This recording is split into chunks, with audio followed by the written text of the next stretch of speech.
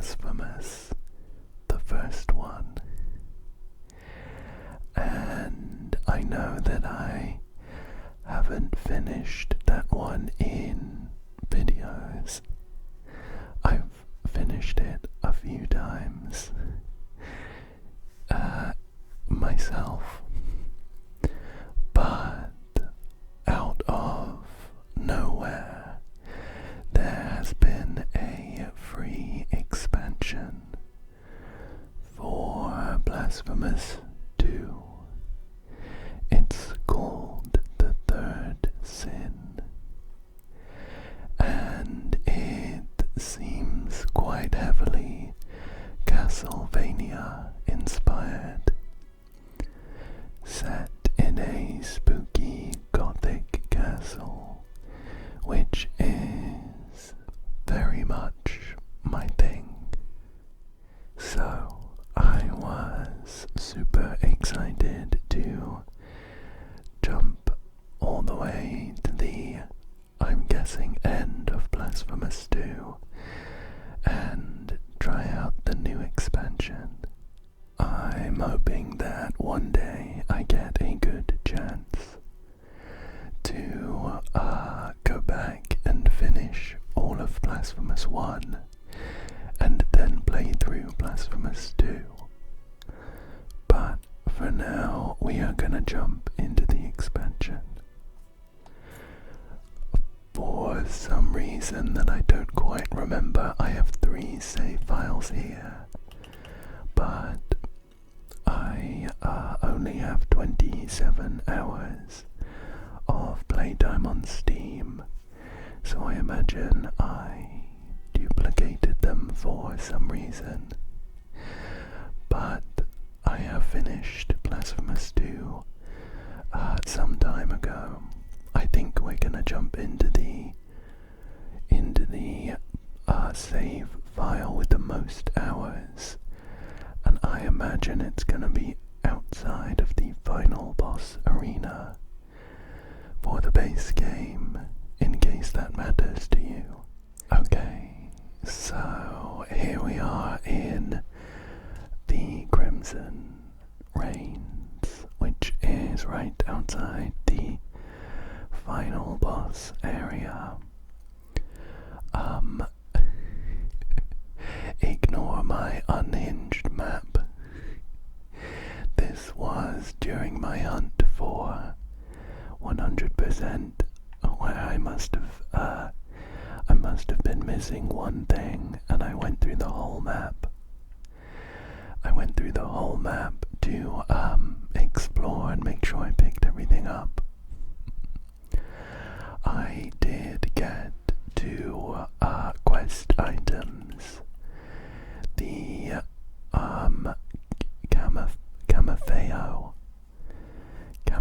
Camafeo of Sister Captive and Brother Asterian's Mask.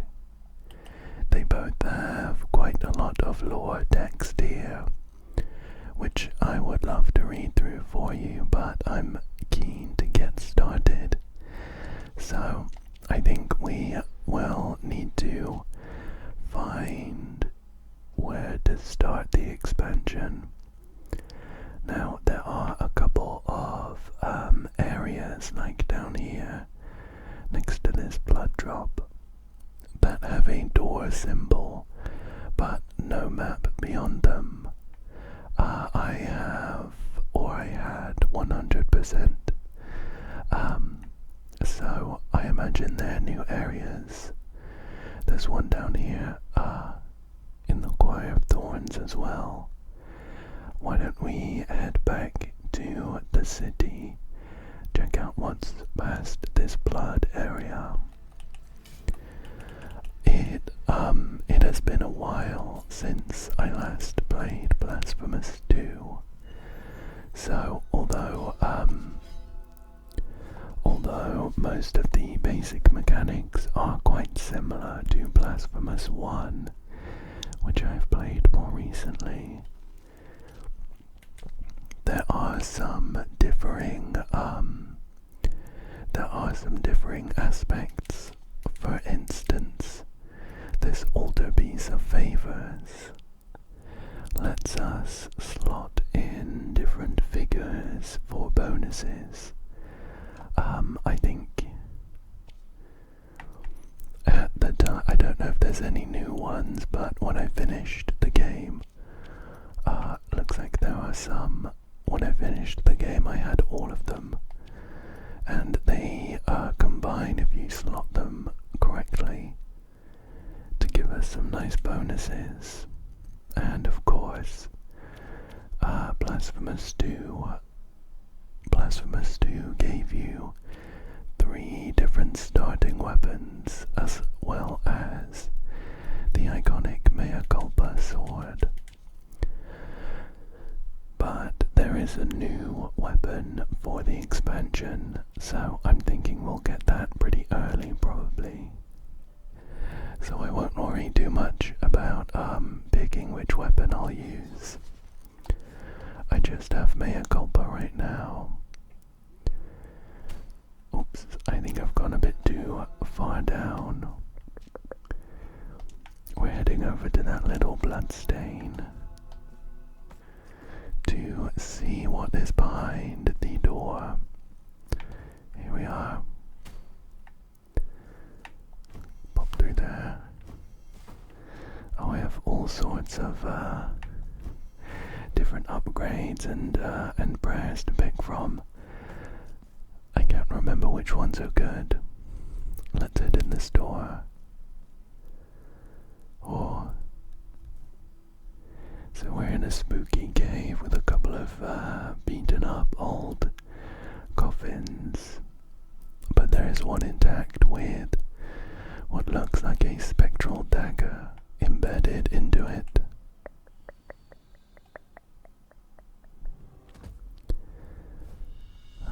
I've acquired the Lamp of the Whisper of the Mist from, I think, inside the coffin. That's a new quest item. It says eastward beyond the dense icy forests, beneath a perpetual night, where the mist devours innocent gazes and silently draws in the wandering pilgrims who dare to venture therein. And there's quite a lot of text here as well. I'm thinking that we get some gameplay in, and maybe I'll read through all that text at the end, so we get a nice long section of whispers to send you off to sleep. I dreamt about you. I dreamt about you My eternal sleep. in my eternal sleep. I saw you pass through a I thick saw you veil. pass through a thick veil, A vast blanket, a vast that covered blanket day and night. that covered day and night equally.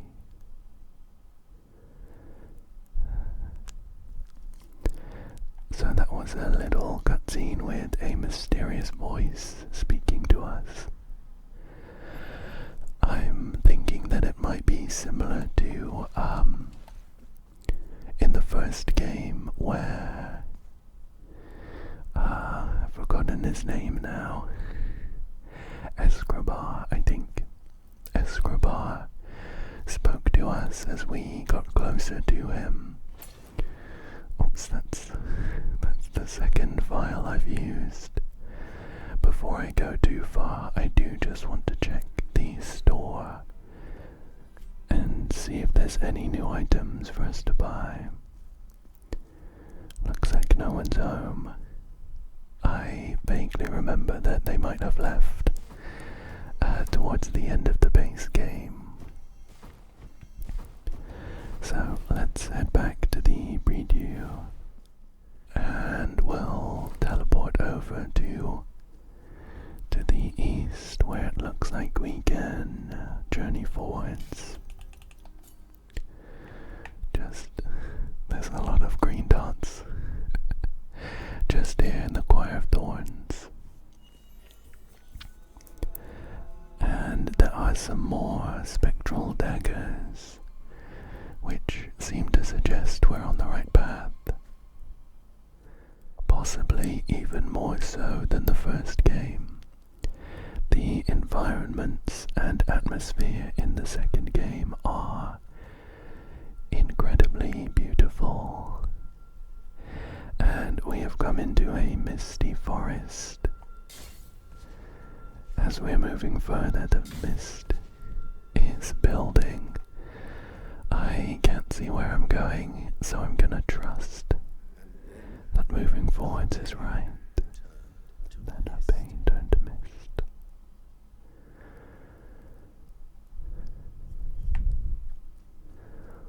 I can see the moon above us, and we're going onto like a kind of ferry, a boat across the lake of mist. Let's go. Let's go.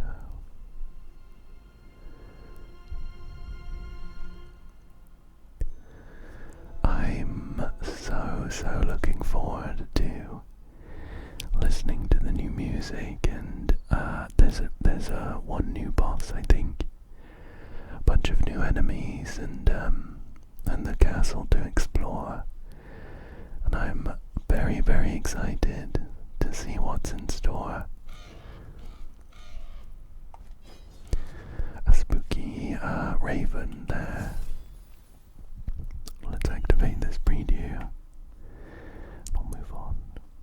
We'll move on forwards. Across a creepy drawbridge and up into the castle. In my eternal sleep, I saw you wandering through the remains of a home now turned into a tomb. I saw you approach my tomb and prostrate yourself before my shrouded corpse. But your gaze was as empty, as absent, as mine beneath my closed eyelids. I don't know who that might be speaking to us just yet. Oh, we have a boss here, Darbon. Let's see if I can remember how to play. I think we might be pretty busted. Oh, considering I was right at the end of the game. Oh. Drinking a vial froze time for a bit. I'm thinking I should try to parry him. That was a parry, it just knocked me back. He does do a decent chunk of damage, but the freeze time ability is pretty crazy. I almost wonder if I should take it off. I should at least check which bonuses and stuff I've got. Oh, we have an execute there. That was pretty gory. Wow. I took quite a few hits there, more than I should have for a Blasphemous veteran. Let's check what bonuses I've got. So my prayer, I've got quick verses on.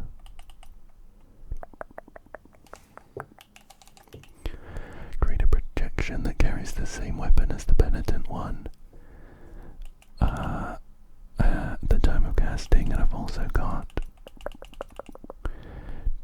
Jabera to the poison of jealousy. Invokes a memento of poison which inflicts miasma damage all around. And then for my altarpiece of favors, drinking a bile flask halts the passage of time for a few seconds. And I've got, when dodging, a barrier of thorns is invoked, damaging and piercing through enemies. These other two don't have bonuses, but I'm guessing I have them for a reason, right? Okay. I just spent some time reading through my altarpiece and stuff, and just changing a few pieces. The key takeaway is that I've got some extra mea culpa damage. I've got some extra crits. This bile flask 1 that halts the passage of time, and a barrier of thorns when I dodge. I think that's the key. That's the key stuff. So let's continue. Let's continue.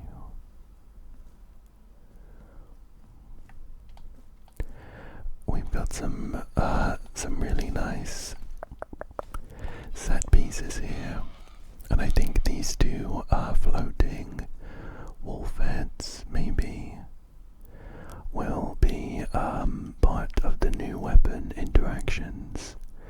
I can see on the map that this room we're in doesn't have a little sort of brown border, so that means that it does extend, but I don't have any way of getting up there right now.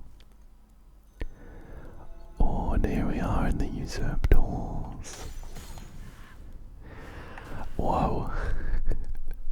I actually managed to dodge that guy's attacks by not moving at all. Already I'm loving the style. I'm loving the style. I'm a big fan of gothic atmosphere and decorations. So we have this ruined castle, but it's got all of this ornate red fabric and these magnificent statues surrounded by candles. So very cool. There's a ghost here. They seem to be summoning up homing projectiles. And they're pretty tanky as well. I actually have a projectile myself. When I swing mea culpa, let's check out what's down here. I'm also just picking up the music in the background, which I'm loving. I'm actually gonna jump back up and take this right path. We will. There we go. It was the right choice. We have a prie-dieu here for a little rest. Let's carry on. We'll jump down here. We will ideally be exploring everything this castle has to offer.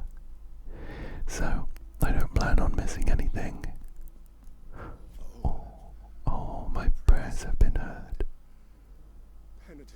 Penitent one. My name is Eliseo. My name is Eliseo.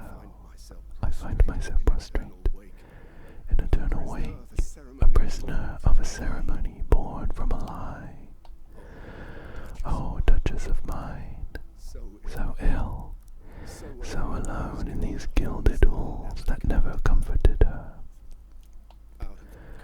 Out of compassion, I whispered that I loved her, giving her the charade of a non-existent love. She discovered my feigned eyes behind the mask of the lover I never was. Her last wish was that I watch over her body after she died.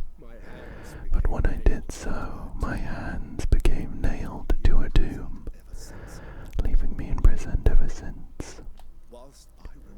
Whilst I remain ever watchful here, she will not cross over to the other side, and the curse of this place will not be lifted.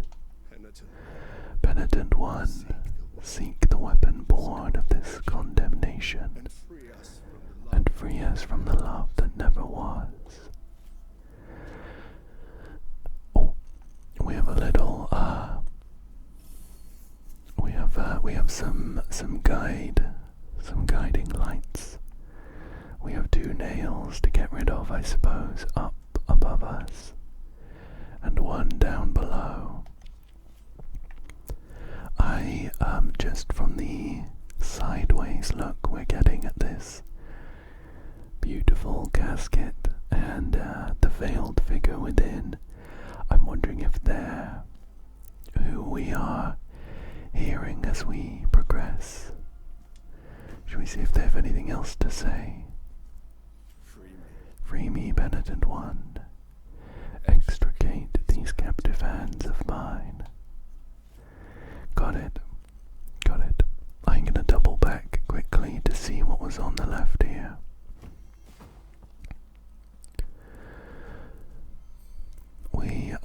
We're missing offerings. It looks like we have a sort of font, a stone font here with 3 unlit lanterns above it. Okay, and let's check out what's on the right. This room is simplistic but beautiful, of course. There are these towering red veils peeking in from the darkness in the background. And looks like we have some progress on the right. Now I think Mea Culpa has some techniques that I may not be using. We have projectiles. We have a parry and counterattack. We could do incarnate remorse.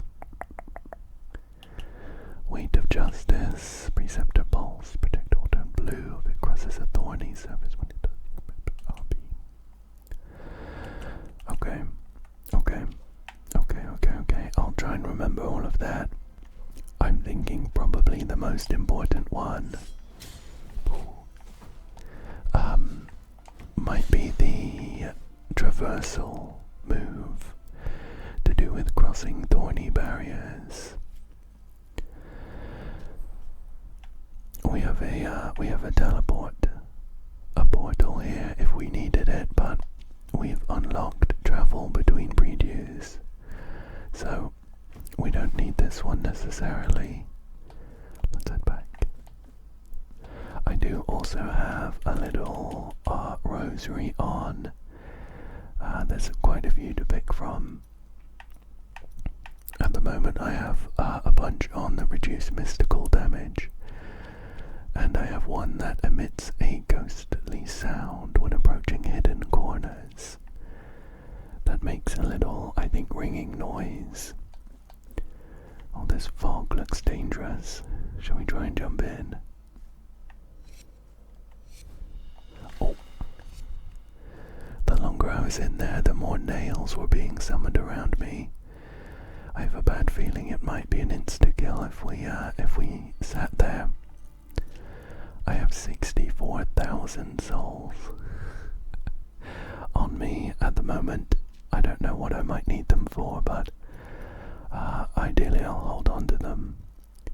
We did pick up a piece of cracked ceramic though. It's one of 4 pieces. Cracked piece of a ceramic vessel. It appears to be part of an offering that was desecrated.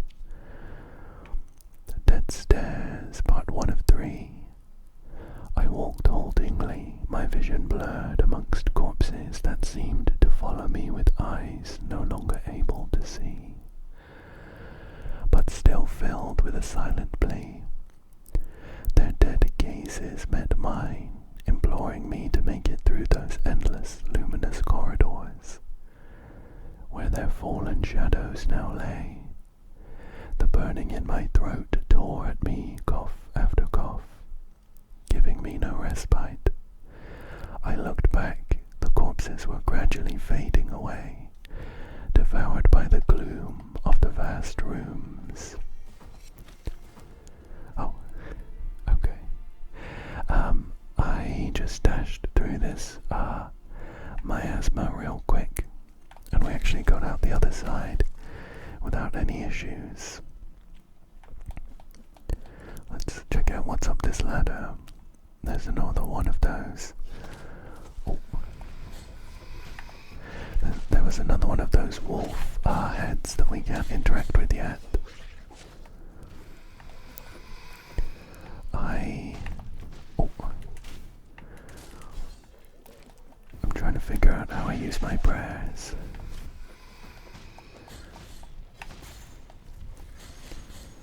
Oh, there we have it looked like Chrysanta. Was Was that my Prayer of the Penitent one? I think so. And my chance, I think that is, yeah, a down and B. Cool. Cool. Cool. I don't know if we'll see her, but I'm really hoping that we do, get another Chrysanta. Another Chrysanta, appearance. She's a very cool character. There is a secret in this room somewhere. Maybe down. She's a very cool character, and over here maybe. And spoilers for the end of the base game. Spoilers, so skip ahead like 10 seconds or so if you care. But there was a cutscene at the end, oh, lucky me, at the end of the base game where a ribbon, a strip of cloth fluttered in on a breeze, and it looked like one of the strips from Chrysanta's sword. So that felt like a bit of a teaser that she might show up again. Anyway, I picked up a new prayer. It is Keratin of the Forgotten Ones. Summons a powerful hammer that falls vertically, dealing massive blows to enemies in front of the penitent one. Upon impact with the ground, it releases shock waves that spread out in both directions. A harsh psalm of forges and ossuaries, sung by those who left no portrait or relic, only an iron echo in the memory of the vanquished. Let's put that on. We can try it out. Oh, we're in Geometry of Knowledge. Should we sit on this guy? That's quite funny. I was expecting like a huge ghostly hammer to come out, but no. We just got a little hammer, but some big shockwaves. I actually can't progress here. I can't get up onto this ledge, so I'm thinking we will probably end up coming there from the other side. So let's head back. And again, I can't get anywhere in these usurped halls. So let's go back east, I guess. We have plenty to explore. I think we'll head east and maybe down when we get the chance. There's a ladder. I think I went down that one.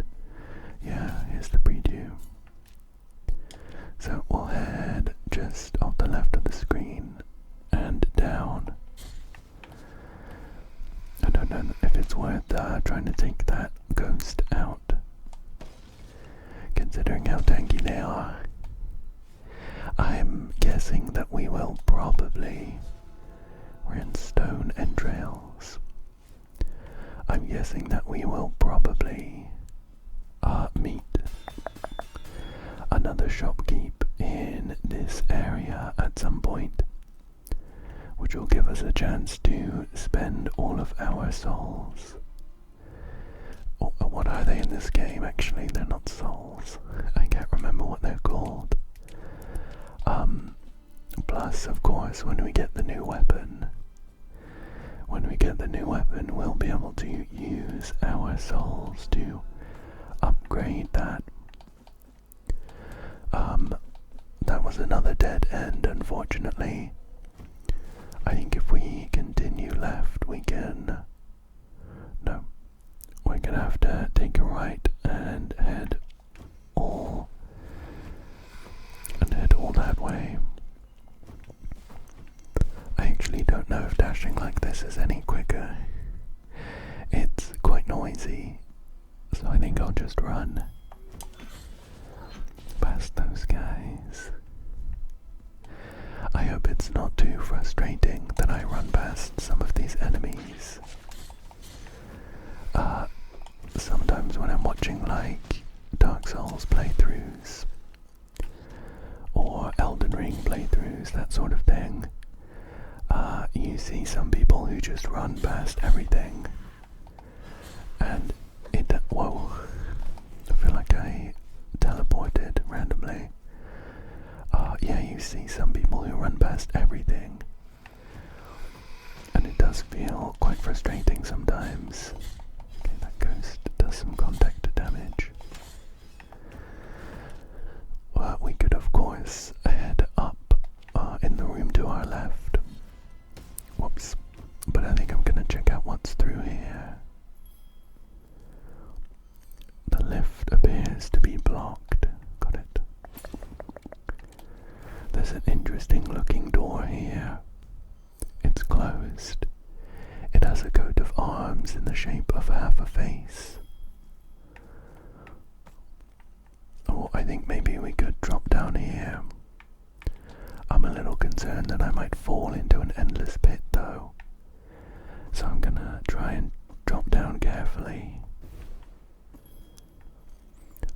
The bell is ringing as well, which suggests that there is a secret somewhere.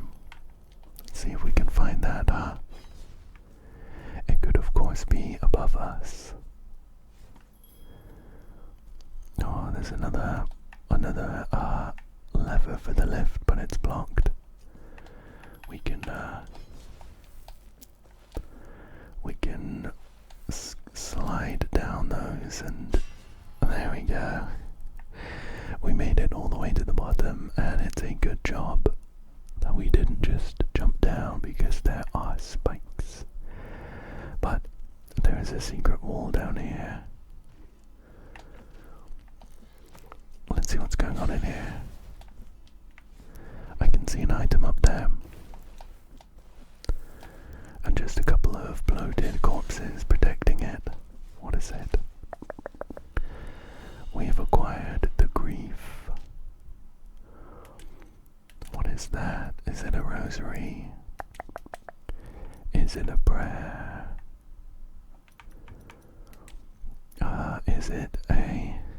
Is it an altarpiece figure? There's a whole new section. Yeah, here it is. Grants invulnerability while using bile flasks. That seems pretty cool.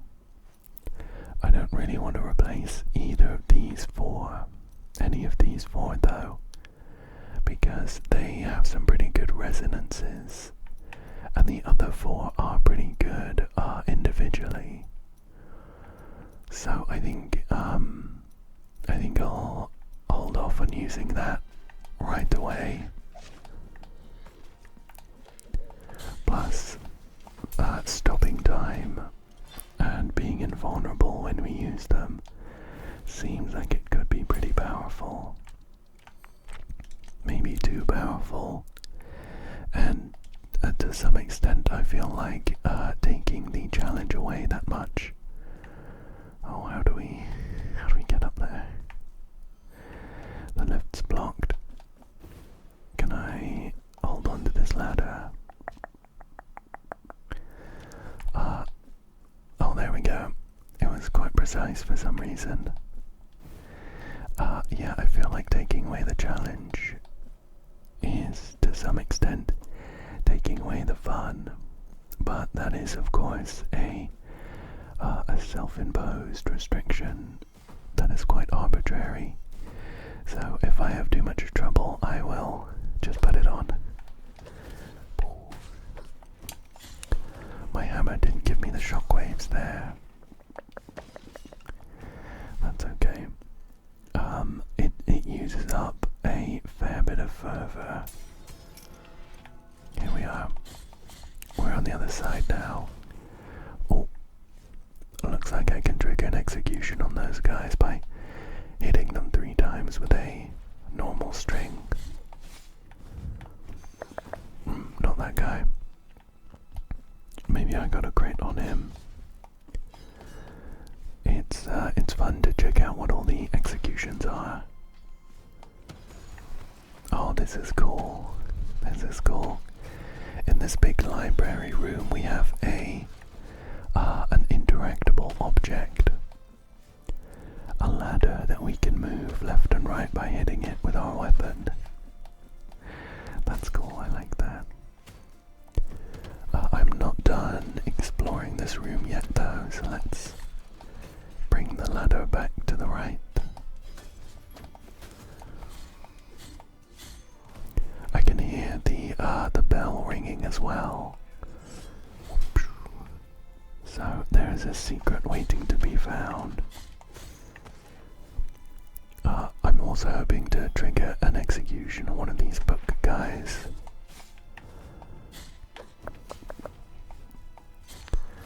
No luck there, unfortunately. And just up here to the right. Just up here to the right is, I think, somewhere that we can't get through just yet. Oh, I mean almost. I think we're supposed to be using the whip traversal ability, but we actually almost made it. We made it, and we got one mark of the... What was that? Where did that go? Where did that go? We got a mark of something, but I can't quite find where it is. I don't think it's a new figure. I think potentially it's related to upgrading the new weapon. So I'll hold on to that.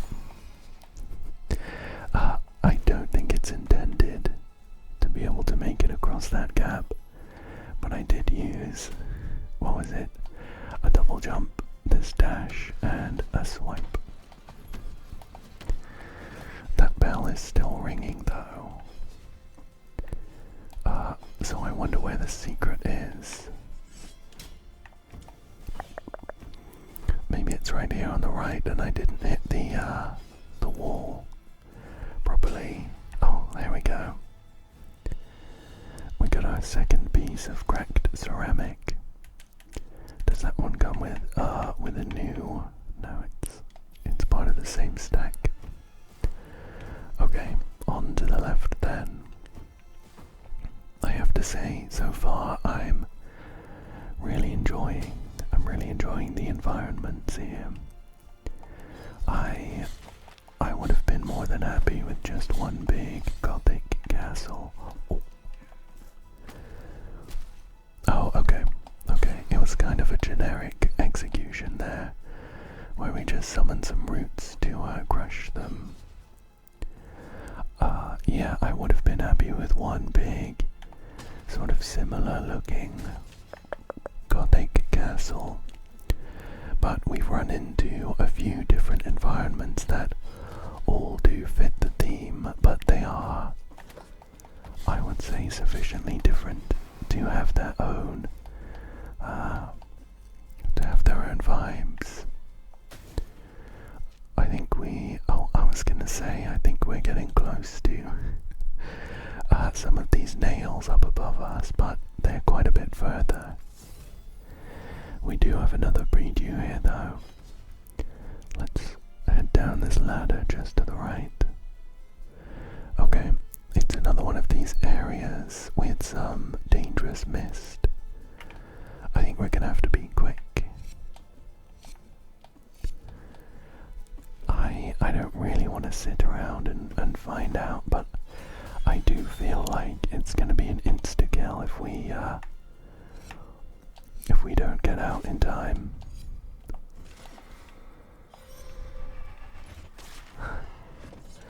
Oh, okay. It is somewhat more forgiving. It wasn't an insta-kill, but it did teleport us out of the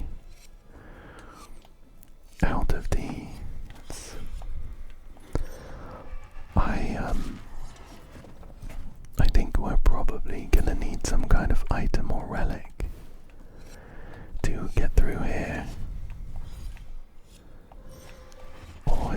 close though. I think I'm gonna mark this on my map with. I'm gonna put a little chest, and we'll come back. Potentially, we could make it if we're really, really precise. But I also have the feeling that we will. Pow. I have the feeling that we will. Oh, found a guy hidden there. That we will get some kind of item or relic that lets us. Oh, I think this guy's got 2 health bars. Some kind of item or relic that lets us explore those areas a bit better. This guy is kind of messing me up. Oops, I'm pressing the wrong button to try and parry. It's not parryable anyway, it just blocks the damage rather than gives us any sort of parry attack. Okay, took him down in the end though. And we're up to 69,000 souls. Very nice. Very nice indeed. We're back in this long lift chamber. And there's the lift there. I wonder if we can activate it. It said it seems to be blocked. It kind of looks okay to me here. And this lever doesn't work. However, the room to the right of us looks like it could be important. Let's check out what's in here. Whoa. This is cool. It's a little outside vista. I can see the moon there peeking through the clouds, and just up and to the right there's an item, but there is absolutely no way I'm going to be able to make that, so we'll head back in, and I am gonna carefully make my way down the elevator shaft to see if there's anything going on. Now I can't see what's below me here, and I think it's probably too dangerous to do a blind jump, so I'm gonna head back up where there was another exit we could take. Let's head through this room here. Oh, this room looks a little spooky. If I had to put money on it, I would say there might be a mini boss or a big enemy. Okay, it's one of these arena type rooms where we're getting a few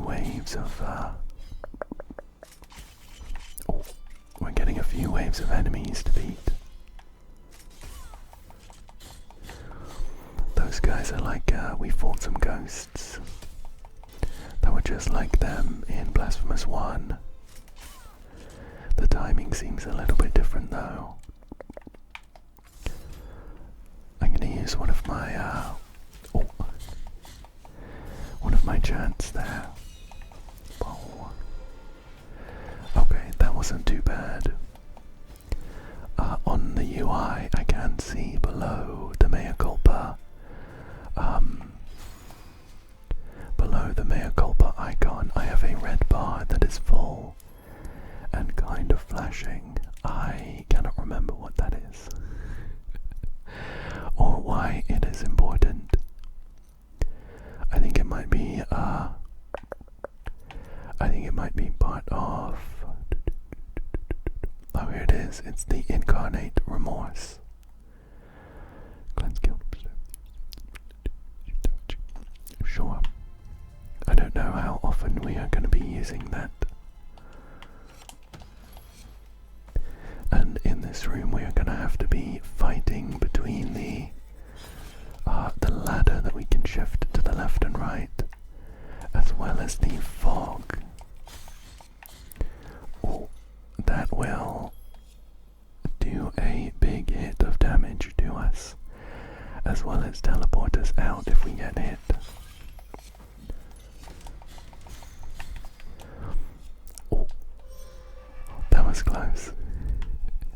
There's another one, these big, they've got like a chakram guys that I think it would be, oh no,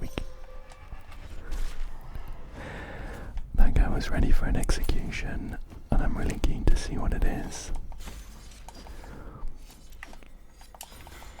Oh man, these, I also don't know if that's intended, but we kind of slammed our head against the roof and cleared the nails.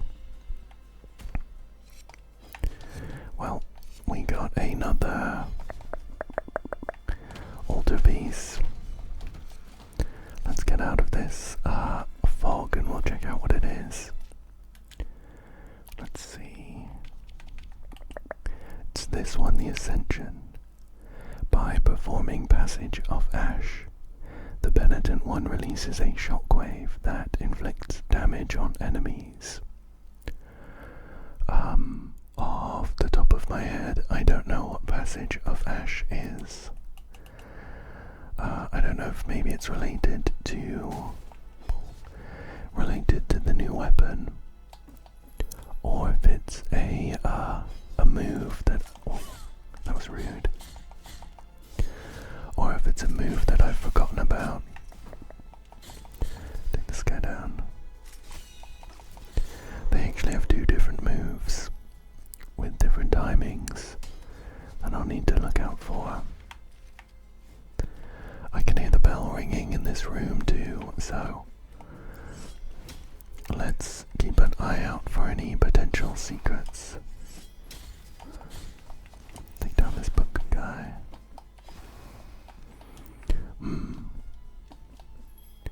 There's an item above us all the way to the left. But I don't know. Yeah, it looks like we're gonna have to come in via a different way. Where could that secret be though? Haven't found it just yet. They're usually not super devious, like a random unmarked wall. Usually they are like a wall with a destructible item just in front of it. That it kind of incentivizes you to be hitting all of these items just in case you catch one of those secret walls. So unless the secret is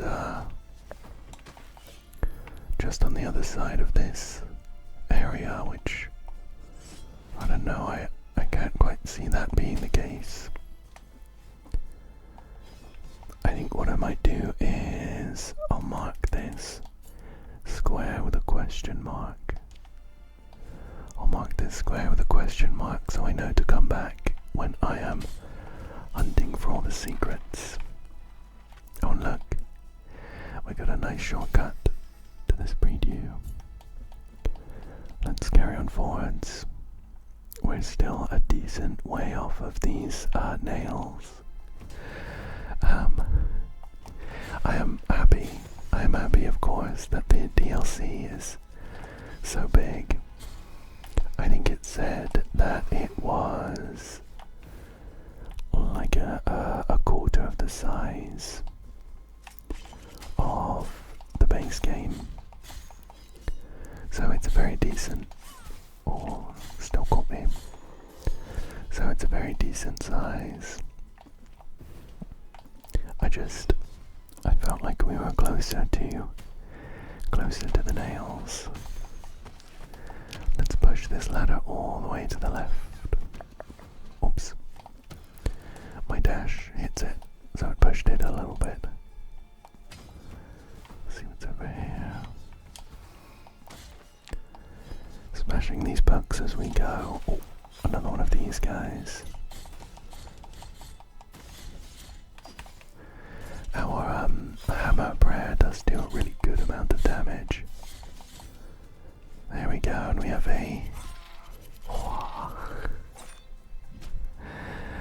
a brutal execution there. Very nice, very nice. Can we make this jump? is more to be had above us though, but I don't know. I don't know that we have the right skills to get up there. There was a wolf head to the right of this room, wasn't there? That will undoubtedly be part of the whip skill set, so we're gonna have to come back. Oh, I think this is for us to use our plunge attack. Nice.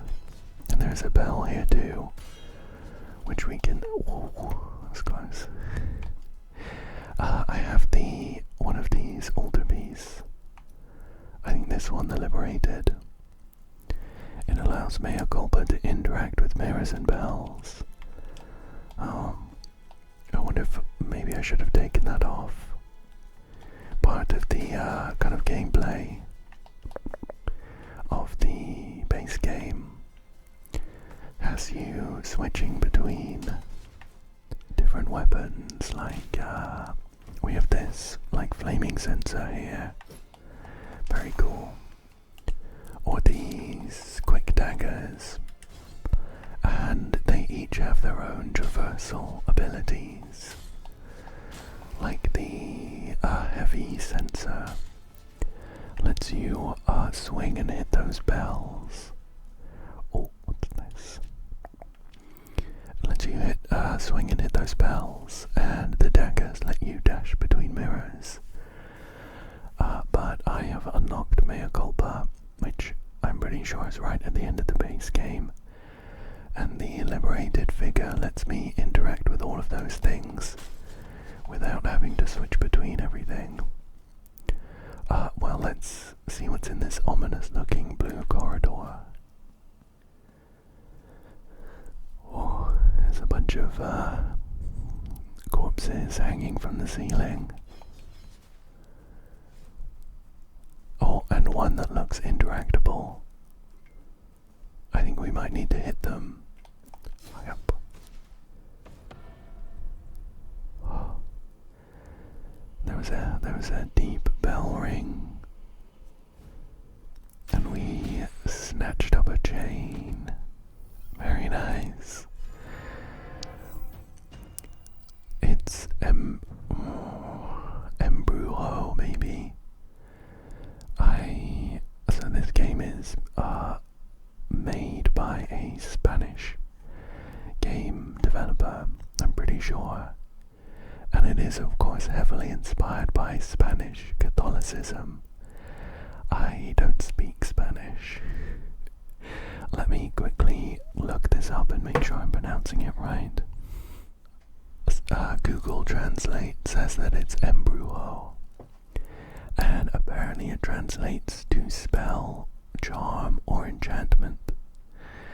Sure. It looks like it was actually the chain that was holding this corpse up, which is pretty metal. So it is a whip. It is a whip, and our normal attack is a whip attack. I can also aim it up and in the diagonal directions. If I crouch, I can hold a swing and then let it go. Whoa. Oh, here we go. This feels like a very obvious homage to Castlevania and the whip. Embrujo is the most versatile weapon in your arsenal.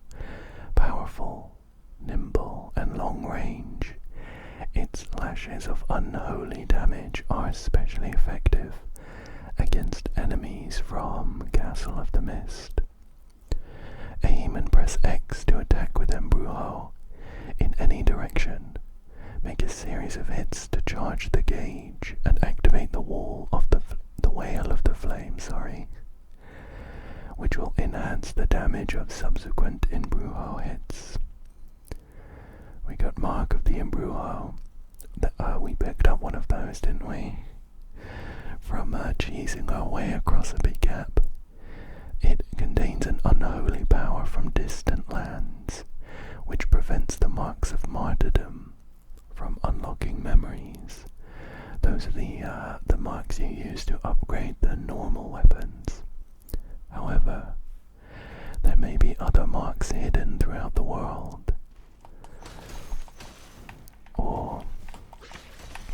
So one hit actually does multiple instances of damage. And it absolutely shredded through those guys. I'm excited to use this. And to get back to a preview and check out what the upgrades might be. Oh, here we go. These are the, I think they're wolf heads. Impulse of the Briar. Aim and press right button when the emblems of Castle of the Mist are lit up to grab them with Embrujo and propel the penitent one.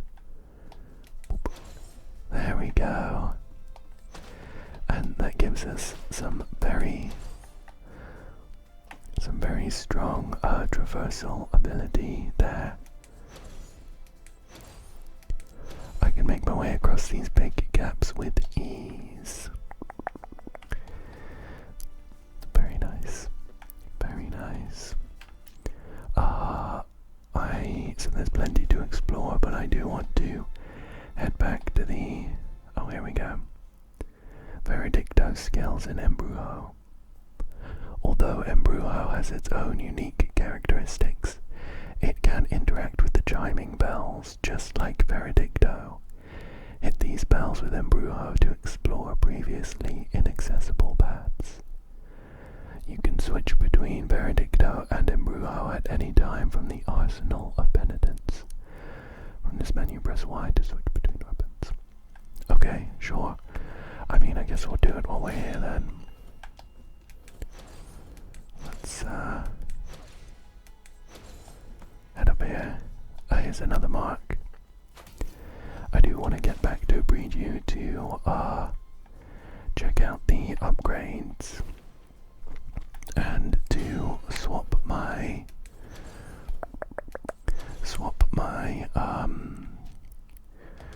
altarpiece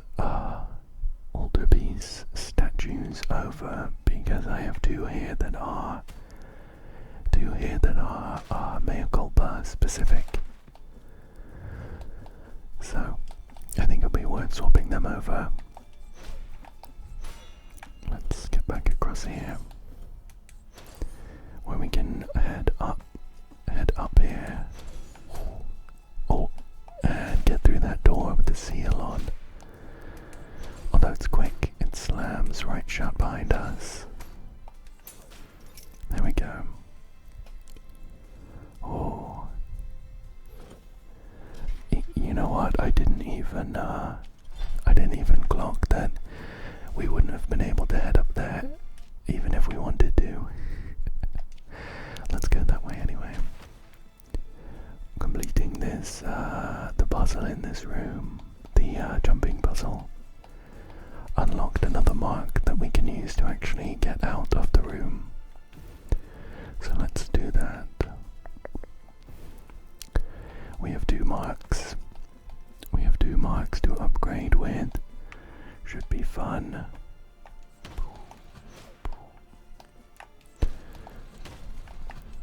Let's head back. I'm thinking while we're here, maybe we could take a look for any of these marks that we've seen. Just to get some easy bonuses while we're here. Here's something. We got a piece of rusted silver, 1 of 4. Old bent piece of an ornate silver bowl. It appears to be part of an offering that was desecrated. Dead Stairs, part 2 of 3. In front of me stood a huge door, the only barrier between the decay of the castle and the pure air that awaited beyond.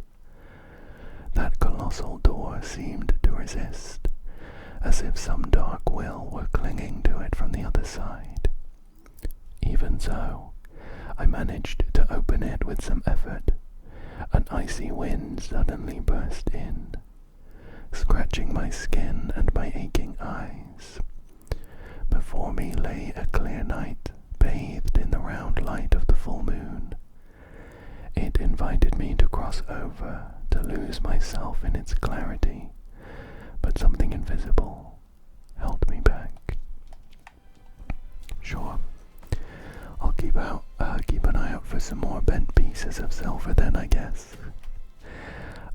Let's continue our journey back to the preview.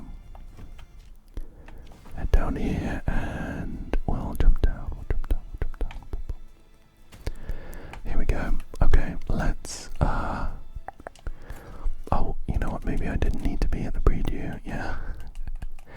Okay, let's take a look at the skills and stuff. So, Stealthy Ploy. Stealthy Ploy is that spinning attack we saw. Whale of the Flame. We read about that as well. And then Suspended Steel. Press X while dodging. Okay, to perform an embrujo attack on enemies that are further away. Cool, I really like that move. I use it all the time with Mea Culpa, so I'm glad we have it here. And the upgrades we can get. Burning Star. Press and hold down and X in the air to create a powerful downward spiral of fervor, which upon impact with the ground will perform a devastating area attack. Cool, so like a downs slash move. Embrace of the Briar. Press simultaneously X and right button against a nearby enemy on the ground or in the air to channel fervor through embrujo and perform a devastating attack. It looks cool in the little preview we get. X and right button. And we have Blood Skirmish. Make a second hit with X when you're attacking an enemy to unleash an additional devastating final strike with embrujo. Honestly, that sounds really solid. I think we'll get this. We have another mark to pick something else up. Oh, we don't. That cost 2. That's okay. So we can, we need to be hitting people and we get an extra chain to our attack. Now I do have a missing room just here. Can I get through? It's closed. It has a coat of arms in the shape of half a face. Okay, so these doors are actually not part of the whip. That's okay. Let's...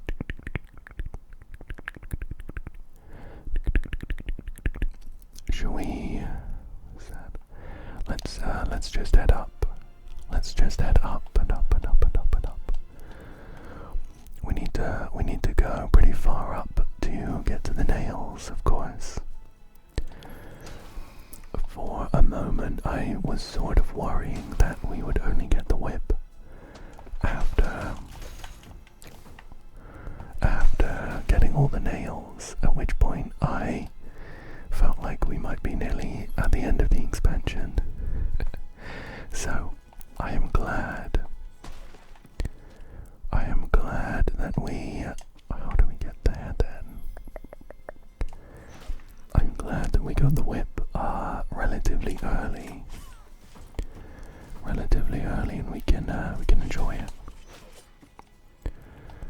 Okay, so we're still looking for that secret. That big guy's back. Surely it has something to do with getting into this room here. We're gonna have to head up and then round to the right, so we'll go ahead and do that now. I think now that we have the whip, we could maybe make some progress.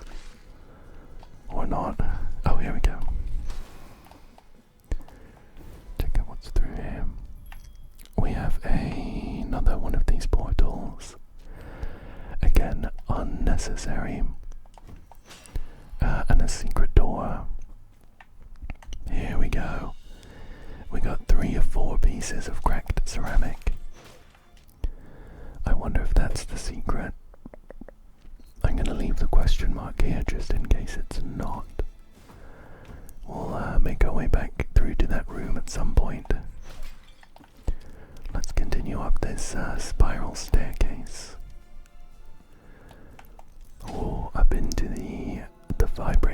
the organs. I imagine they mean the musical instrument. This looks cool though.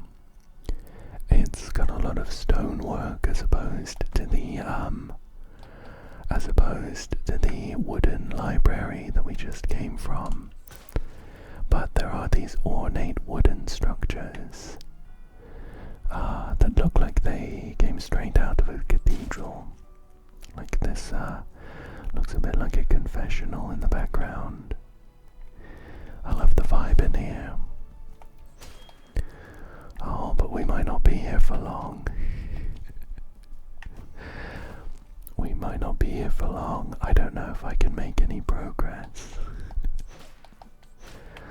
It doesn't look like it. So we just got a little glimpse of a cool new area. But we're gonna have to head back to Geometry of Knowledge, where are we gonna go?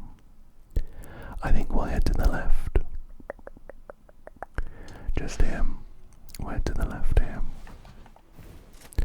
I can't quite remember what went on in this room, but I feel like we're gonna have to move this ladder, so we'll go ahead and do that. And I should be dealing with these enemies because I'm taking loads of hits. Can we make our way up there at all, I wonder? Oh, this room is pretty brutal. Have we been here before? Oh, let's head out before we die. I tried to parry that, but we don't get a parry with Embrujo. Drop a hammer on that guy. We'll try and dash through just to dodge the big attacks. It looks like this room doesn't have an upper doorway, so I think we're gonna have to try and find our way up. There we go. There we go. We need the ladder on this side. I get locked into the animations here. Whoa. I get locked into the animations sometimes, which I guess represents my greed. Because then I can't dodge in time. Okay, so we get to dash up just like that. I should really deal with these ghosts because I think they'll follow me. Oh, I think we've done this, haven't we? This rings a bell. Yeah, there was an item right here. That's my bad for not remembering what I'd done better. We'll keep heading further to the left then. We don't need to do the bell this time because we unlocked this door and we can head straight on through. There we go. This is a new area. I feel like I want to head down first just to see if I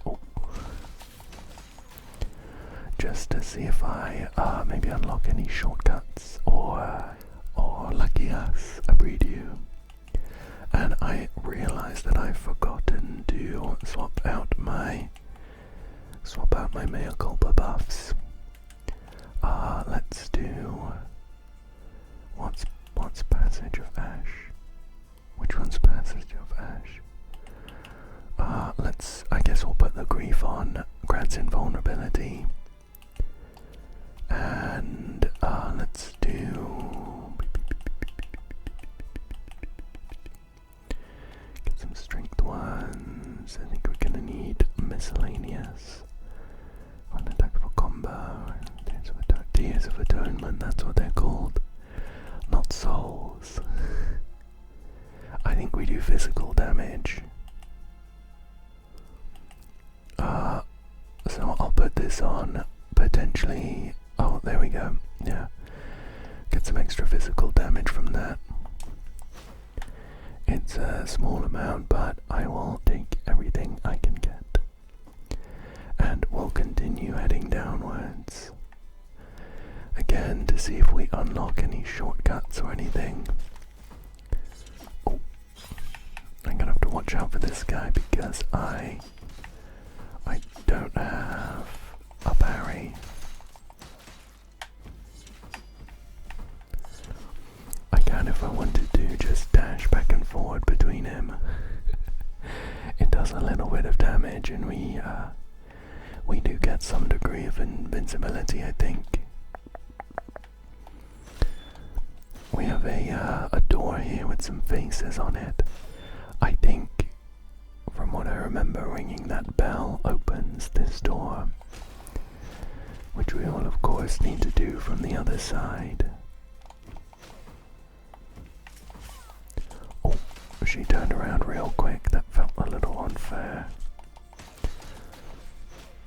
I'm gonna knock this ladder over to the right just to see what's going on. But at the very least I can see a mist up here. The kind that summons those daggers.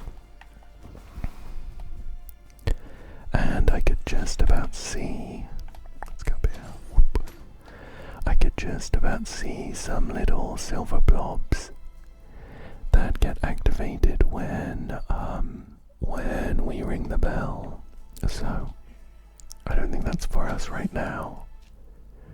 Now we have already been up here, so unless we wanted to rest at the preview, no need to go back. Let's jump down here. Just checking the map quickly to make sure I have my bearings. Here we are back in the usurped halls, where we have unlocked a bit of a shortcut. Oh, I remember. This is where we were when we heard the bell ringing, but we couldn't figure out where it was.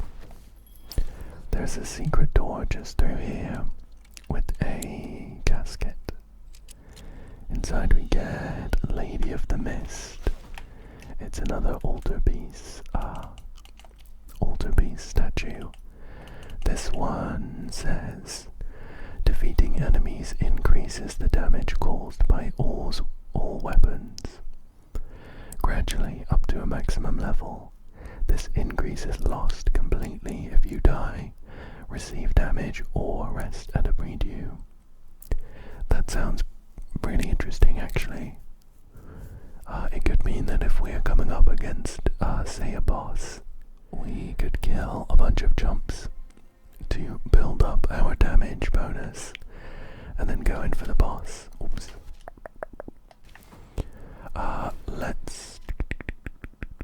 Where are we gonna go now? I think up and to the left. We'll just hook up there. Which is a very fun movement, by the way.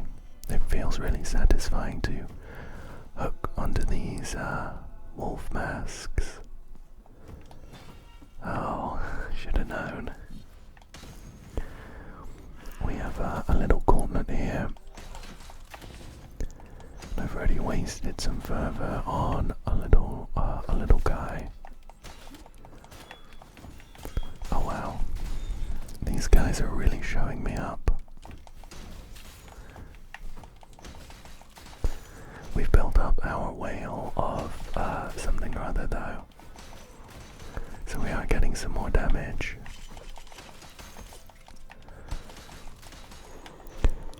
Our whip does do really nice damage, but I'm looking forward to the upgrades. I am kind of hoping we get a parry as one of the upgrades. Because I like using parries when I get the timing down. So we picked up an old piece of gold. It is one of 4, so like the silver and the ceramic. Worn piece of an ancient gold chalice. It appears to be part of an offering that was desecrated.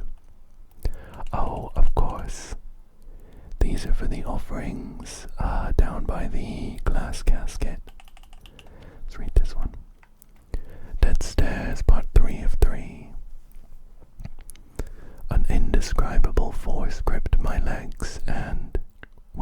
my own will, I felt something icy and sharp pierce my back, paralyzing me. I couldn't turn around to see what it was, where such a terrible stabbing pain was coming from. I felt my strength dissipate, my body succumbing to the weight of exhaustion. The night beyond the threshold began to fade before my eyes. The room darkened, slowly swallowing every reflection. Suddenly, the corpses surrounding me finally closed their dead eyes. Mine obediently closed as well. A nice 3-part story there. I don't know if it's got anything to do with our current goal, but I enjoyed it nonetheless. A couple guys to take out here and another one of those doors. Oh, I was gonna try and get this guy with a okay, let's calm down. I was gonna see if my spin did much. Honestly, not really.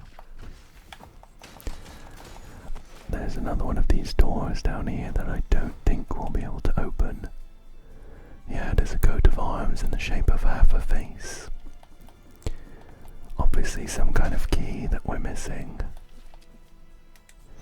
We can dash up here though. Take out this guy, we'll take out that guy. And we'll double back on ourselves to the right.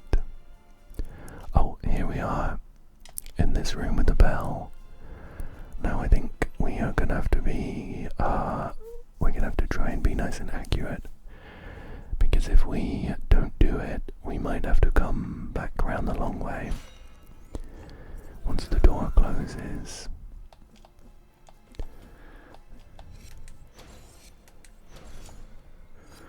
Oh, okay, we got to the cask. Oh, close one. It is a chant, Fidelita of the blind eyes. Summons miasma orbs that chase enemies on screen.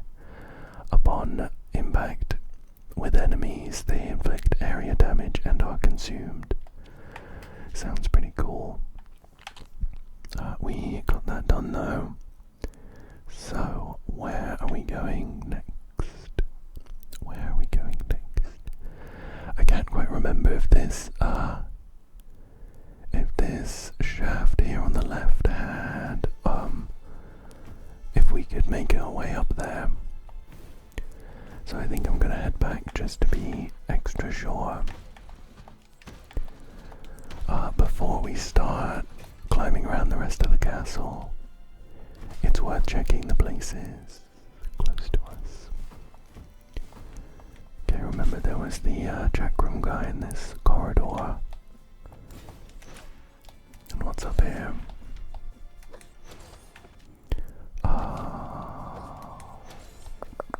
It was somewhere we didn't go, so I'm glad I came back. I'm glad I came back just to check. Oh, we're in another part of the vibrating of the organs, but it is blocked by another one of the doors with a coat of arms. So, no go for now. Okay, let's head all the way down the shaft instead. I don't know if I should have said it like that, but it's been said now. I trust we'll all be adults about it. Oh, uh-oh. Oh no. I remember the bottom of the shaft here had, it had the mist that summons the daggers. How interesting. Oh, the time stop actually works down there. I wonder if there's any actual use for that being down there other than to sort of catch you. Catch you out if you jump down. Jump down too brazenly. So I do remember the marks right at the beginning that we needed the whip for. So let me teleport back out here to the front of the castle of the mists, and we'll head back in and see if we can take advantage of any of those marks. Here's some right here. Oh, and nice, we managed to make our way up. I wonder what goodies we might be able to find. We have a teleport statue that we of course don't need, really, because we have the Breedu teleports. We have something on the other side.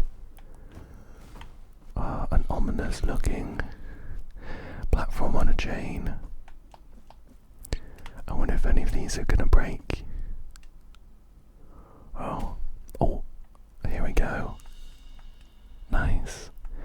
I took a bit of a blind plunge, and I think we got a prayer for it. It's a chant. Jaleo. Yaleo of the injured dawn. Instantly invokes bolts of lightning that strike enemies on screen, inflicting devastating punishment. That sounds like it could be powerful. I'll put that on and we'll try that out at some point.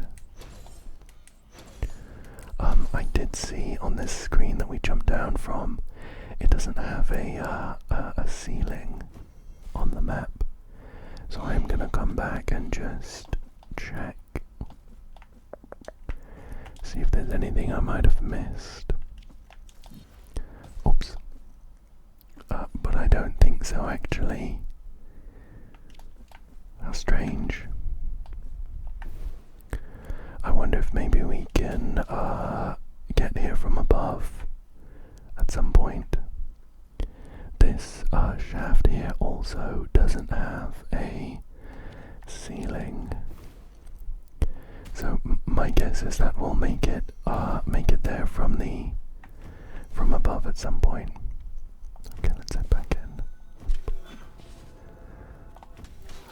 Let's head back in and we'll stop off at this Breedu just here. Stop off at that Breedu. Unfortunately, we haven't picked up any of those nails, so we won't be able to give an update to this guy down here by the casket. However, although I've had a great time playing the first hour or so of the new DLC expansion, I think that's about all the time I have for today. So I think what I'm gonna do is I'll thank you now for watching. I'll thank you now for watching, and I hope that you enjoyed this one as much as I did. I am gonna read through the lore for the quest pieces we picked up, so we get some nice whispers to end the video, and then I'll say goodnight. So I really do hope that you enjoyed this one. I am, of course, going to be finishing the DLC. So let me know if you'd like to see another video. But let's start and check out the lore of the Camafeo of Sister Captive. The delicate mother of pearl cameo of Sister Captive, with the relief of a young novice. Staring at it causes a profound sadness. It is said that Edicta was born with her heart open like a wound. From childhood, sadness inhabited her like a silent guest, and she cried at every glimmer of pain she saw in the world, no matter how small. She found sorrow in weary faces, in animals that suffered in silence, even in leaves that the wind tore off prematurely.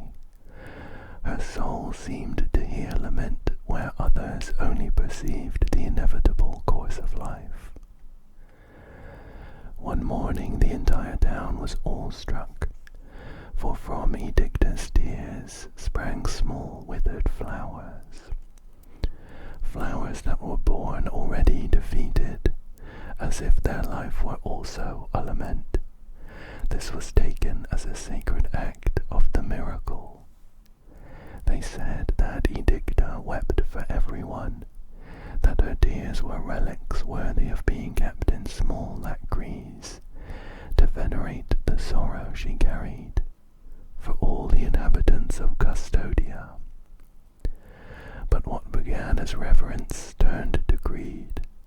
People followed and harassed her, not only to collect her tears, but to pry them out. They told her of other people's misfortunes and fabricated tragedies, surrounded her with feigned lamentations, led her to places where death or sorrow had left their mark, all to force her to weep ever more tears. Her compassion, which had been a gift, became a punishment, and so, broken by the greed of others and with tears as her only guide, Edicta fled to the far reaches of Custodia. After a long, aimless journey, Edicta found refuge in a cloistered convent, carved underground into frozen land, hardened by perpetual snowstorms. There, in icy corridors that resembled tombs, she could weep without being pursued. The sisters watched her pass by, forever clutching her cameo, forever trembling, weeping for life and for death, for what was lost and for what still hurts. Edicta prayed every night, begging to be able to weep freely without arousing desire or covetousness. It was then that the miracle heard her. One early morning, as the young woman sobbed in the icy gloom of her cell, a new face descended upon her like a sealed blessing. A carved face of polished, varnished wood, with a sweet and serene expression that would forever conceal her weeping face. A face that could never be removed, for the miracle had joined it to her flesh to protect her from the world, and the world from her pain. And from that day on, not a single tear escaped her visible eyes. It is said that, beneath her serene mask, Edicta continued to weep silently, so that only the miracle could witness the truth of her sorrow. Brother Asterian's mask. Heavy and eroded fragment of the golden mask of Asterian, its face reveals an expression of ancient guilt, so dense that it seems to have permeated the metal. The young Asterian appeared one day in the middle of an endless desert, reduced to skin and bones, with his memory in tatters. He knew neither his origin nor what absurd path had led him to that scorching ocean of pale dunes. There he was found by some pilgrims, guided by a gigantic warrior dragging a colossal censer, so disproportionate that it seemed to defy all logic. During the nights when the camp slept, Asterian watched the warrior. He saw him bend down towards his strange censer covered with old, threadbare rags, as if secret voices emanated from that object, voices only he could decipher. The warrior nodded gravely, murmuring answers in a language the boy couldn't understand. The journey was cruel, under the weight of the sun and the endless distance that offered no refuge. The pilgrims fell one after another, consumed by exhaustion. The warrior lifted them, carried them on his shoulders, trying to save them while the enormous sensor continued its relentless drag across the sand. Despite everything, one by one they fell behind, until only the warrior and the young Asterian continued, whose frailty concealed a surprising resilience and will. One day they entered a region of the desert where the wind roared like a rabid animal. The sand floated in the air, forming a dense, blinding fog. There, amidst the gusts, Asterion saw the rags wrapped around the sensor tear off and fly away. Then he understood, horrified, that it was not a mere ritual object, and that beneath the rags lay an urn of crystal and gold, and inside it rested a mummified body, curled up like an ascetic who waited centuries for the moment of awakening. Before he could ask anything, a colossal, amorphous creature emerged from the storm. The warrior turned to Asterion and said in a grave voice, "This is where your apprenticeship will begin, brother." The beast charged violently. Asterion could barely make out shapes through the windswept sand that stung his eyes, but he saw the warrior bring his ear close to the incense burner and began that reverential whisper again, and then a ferocious, almost animalistic energy seemed to ignite within him. The warrior launched himself into battle with tremendous strength. The fight was long and brutal.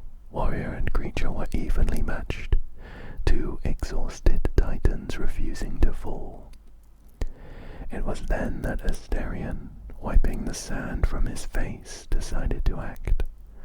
Unarmed and unprotected, he lunged at the creature. His small size allowed him to instinctively dodge the monstrous swipes, and his desperate attack distracted the beast just enough. The warrior seized that moment. With a shout that echoed like thunder in the midst of the storm, he delivered the final blow. The creature collapsed, lifeless, sinking into the sand from which it had spawned. The sandy mist began to dissipate. The silence of the desert returned, vast and absolute. The warrior approached Asterion, placed a heavy hand on his shoulder, and said, "He who rests within my weapon was my master. When your training is complete, you will wield a similar weapon, and I will sleep within it. Thus I will be able to guide you from the other side of sleep. Thus I will remain with you always." Lamp of the whisper of the mist, eastward beyond the dense icy forests, beneath a perpetual night where the mist devours innocent gazes and silently draws in the wandering pilgrims who dare to venture therein. And then the miracle witnessed a drama unfolding in 3 acts. 3 sins woven from pain, guilt, and lies. The first sin, pride. In the most remote lands of Custodia, rising from the icy mist, stood a vast castle, a refuge for nobles who, oblivious to the torment afflicting the rest of Custodia, lived surrounded by worldly luxuries and secular customs. Their castle, more a sanctuary of excess than virtue, remained aloof from the suffering that the miracle inflicted upon the rest of humanity. But that irreverent prosperity did not go unnoticed. The miracle, in its inscrutable severity, gave rise to a devastating curse within the castle. An invisible force consolidated its hold on the castle, transforming it into an inhabited tomb.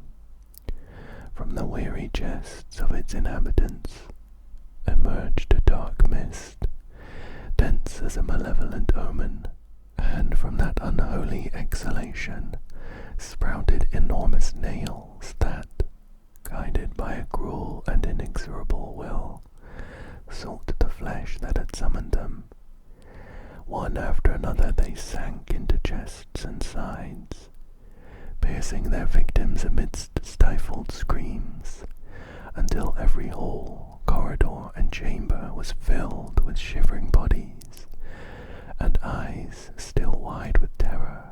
One by one all its inhabitants perished, until only Duchess Crescentia remained alive, sick and trapped in her stone prison. Even in her illness, the Duchess survived, condemned to solitude as profound as the disease that consumed her. In her despair, she raised prayers to the miracle, begging not to die alone, that her last breath not be lost in the void.